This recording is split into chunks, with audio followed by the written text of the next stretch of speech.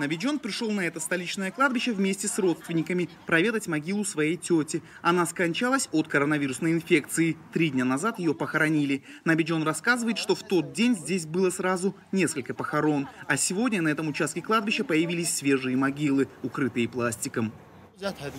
Еще одни похороны от коронавируса были параллельно с нашими. Умерший был из квартала Гулистон. За эти дни появилось еще 7-8 могил.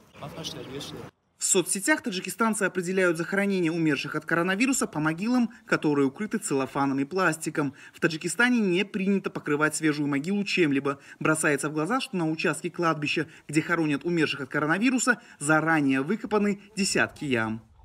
По словам местных работников, раньше они копали могилы исключительно перед похоронами. Сейчас они их копают про запас, сразу несколько в день. Чиновники Комитета по делам религии ввели новые правила погребения. Могилу теперь копают по исламским канонам, принятым на Ближнем Востоке, а не в Таджикистане. Речь идет о так называемой шамской могиле. Она получается меньше, и выкопать ее можно намного быстрее. Если раньше захоронение усопшего состояло из 2 подземных пространств, тело клали в отдельную нишу, по-арабски лахат, то теперь ограничиваются небольшой выемкой в стене могилы.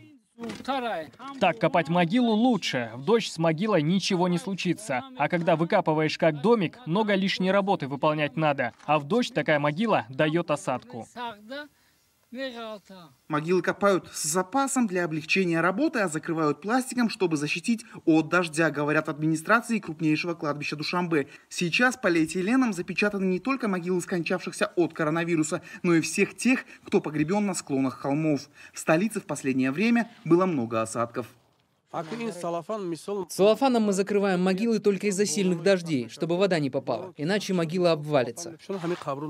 Несмотря на то, что раньше так никогда людей не хоронили, с коронавирусом это никак не связано, настаивают чиновники. Умершие от коронавируса не дышат и не распространяют вирус, поэтому заворачивать в пленку могилы нет смысла. Мы такого распоряжения не давали. Могилы закрывают от дождя. Новые захоронения, укрытые пластиком, появляются на кладбищах Таджикистана десятками. Согласно неофициальной статистике на веб-сайте kvtj.info,